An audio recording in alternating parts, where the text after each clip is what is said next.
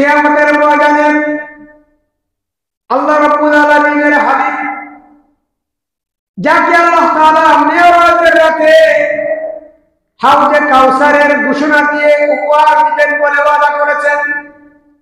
সূরা কাউসার আল্লাহ পাক বলেন, ইন্না আ'তাইনাকাল কাউসার, ওগো নবীজি আমি আপনাকে কাউসার দান করেছি।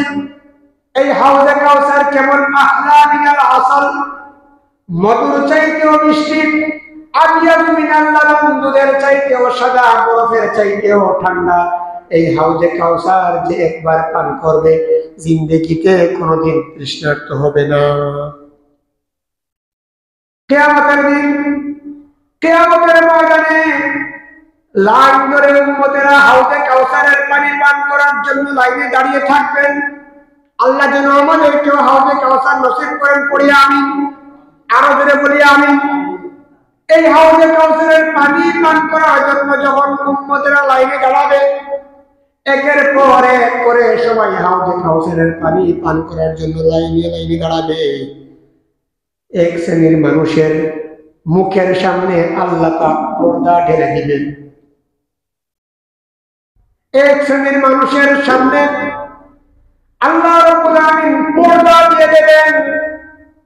আল্লাহর নবী বলবেন, ও রাব্বুল আলামিন, আমার উম্মত, এরা তো আপনার বান্দা বান্দি, এদের মুখের সামনে কেন পর্দা?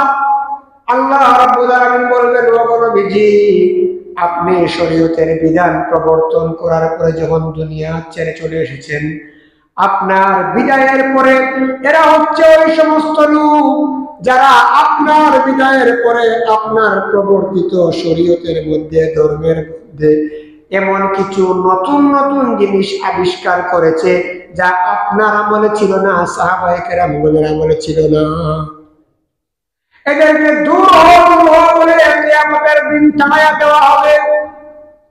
এবার বলেন দেখি, আল্লাহর নবীর শিখিয়ে যাওয়া শরীয়ত, আল্লাহর নবীর সাহাবায়ে কেরামগণের শিখিয়ে যাওয়া শরীয়তের ভিতরে আমি আপনি যদি নতুন কোনো কিছু প্রবর্তন করি, তাহলে কিয়ামতে আমার আপনার জন্য হাউজে কাউসার নসিব হবে কিনা? নসিব হবে না। আপনাকে আমল করতে হবে পরিশুদ্ধভাবে, আপনাকে আমল করতে হবে ইখলাসের সাথে।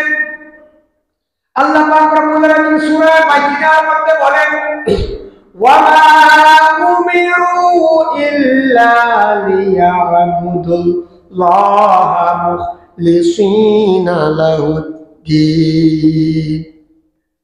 তাদেরকে আমি আমার জমিনে একমাত্র অধিষ্ঠিত করেছি, তারা যেন একনিষ্ঠভাবে একমাত্র মুখলিস নিয়তে আমি আল্লাহর ইবাদত করে আর আমি আল্লাহকে রাজি আর খুশি করার জন্য যেন নামাজ পড়ে।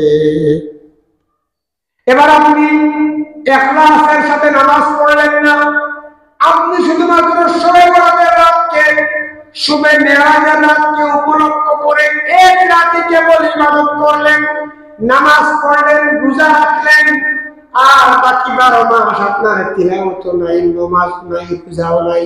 এবার বলেন দেখি, এই নিসফে শাবান আর এই শবে বরাতের আমল আপনার জিন্দেগিতে কোনো আমলে আসবে কিনা?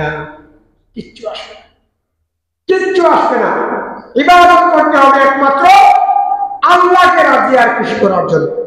আপনি আপনার ইবাদতে আল্লাহকে রাজি আর খুশি করার জন্য করলেন না, আপনার নামাজ, আপনার রোজা, আপনার হজ, আপনার যাকাত, আপনার ঈমান আনা কিচ্ছু আপনার হবে না, সব বিধা যাবে। এজন্য আল্লাহ পাক রব্বুল আলামিন কোরআনে অন্য আয়াতে বলেন, রাদিয়াল্লাহু আনহুম ওয়া রাদু আনহু, তোমরা কেবলমাত্র, আমি তাদের উপরে রাজি আর খুশি ছিলাম যারা দুনিয়ায় থাকার সময় আমি আল্লাহর প্রতি রাজি আর খুশি হয়েছে।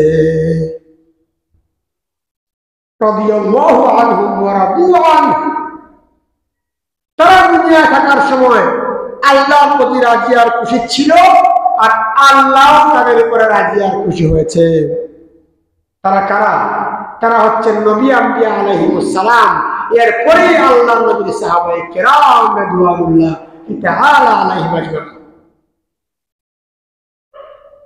আল্লাহর নবীর সাহাবায়ে কেরামগণের ব্যাপারে আল্লাহ পাক রব্বুল আলামিনের হাবিব বলেন, আসহাবিকান নুজুম, আমার একজন সাহাবী হচ্ছে আকাশের তারকারাজির ন্যায়।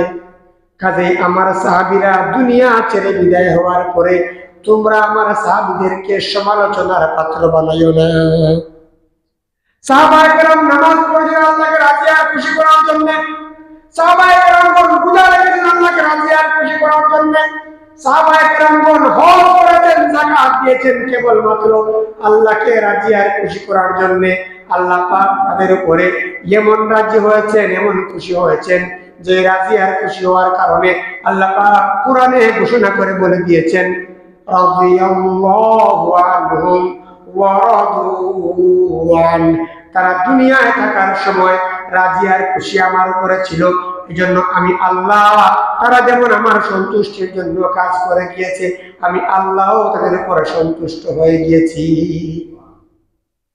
যারা আল্লাহকে রাজি আর খুশি করার লক্ষ্যে কাজ করে, এদের মৃত্যু যখন ঘনিয়ে আসে, সাকরাত যখন আসে, আল্লাহর পক্ষ থেকে তাদেরকে বলা হয়, যখন তাদের সাকরাতের সময় হয়, যখন তারা দুনিয়া ছেড়ে যখন বিদায় হয়ে যাবেন, ওই সময় যারা দুনিয়াতে আল্লাহকে রাজি আর খুশি করার জন্য কাজ করে গিয়েছে, ইবাদত করে গিয়েছে, আল্লাহর পক্ষ থেকে ফেরেশতারা বলেন, সালামুন কাওলাম মির রাব্বির রহিম।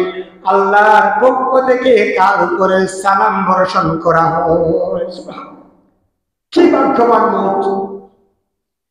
ওই মৃত্যুর সময়, সাকরাতের সময়, সাকরাতের ফেরেশতা ডেকে বলেন, আল্লাহ তোমার উপর রাজি আর খুশি হয়েছেন, তুমিও যেমন আল্লাহর প্রতি রাজি আর খুশি ছিলে, তুমি চলে আসো। ইয়া আইয়াতুহান নাফসুল মুতমাইন্না, হে প্রশান্তমান, তুমি ফিরে আসো। কোথায় ফিরে যাব? ইলা রাব্বিকি, তোমার রবের দিকে ফিরে আসো। কোন অবস্থায় ফিরে যাব? রাদিয়াতাম মারদিয়া, তুমি যেমন দুনিয়ায় থাকার সময় তোমার রবের উপরে রাজি আর খুশি থেকেছিলে, তোমার রবকে সন্তুষ্ট করার জন্য নবীজির সুন্নাত তরিকায় ইবাদত করে গিয়েছো, ঠিক তদ্রূপ ভাবে আজকেও আল্লাহ তোমার উপর রাজি হয়েছেন, তুমি আল্লাহর শুকরগুজার বান্দা বান্দির মধ্যে শামিল হয়ে গিয়েছো। আল্লাহ পাক ঘোষণা করবেন, ফাদখুলি ফি ইবাদি ওয়াদখুলি জান্নাতি। ও প্রশান্ত মন, তুমি তোমার রবের শুকরগুজার বান্দা বান্দির মধ্যে শামিল হয়ে যাও, আর তোমার রবের দিকে তুমি ধাবিত হয়ে জান্নাতি মেহমান হিসাবে চলে আসো। সুবহানাল্লাহ। ফাদখুলি ফি ইবাদি ওয়াদখুলি জান্নাতি, আল্লাহর শুকরগুজার বান্দা বান্দির মধ্যে শামিল হও আর আল্লাহ তৈরি জান্নাতের ভিতরে ঢুকে যাও। সুবহানাল্লাহ। এবার যদি শবে বরাতের রাত্রে সারা রাত নফল নামাজ পড়িয়া ফজরের নামাজ না পড়ে ঘুমাই গেলাম, পরের দিন রোজা রেখে ইফতার করলাম, আর বাকি রোজা ছাড়া 12 মাস খবর নাই, তাহলে এই ইবাদতে আপনি কি নিশ্চয় শাহবাগের বরকত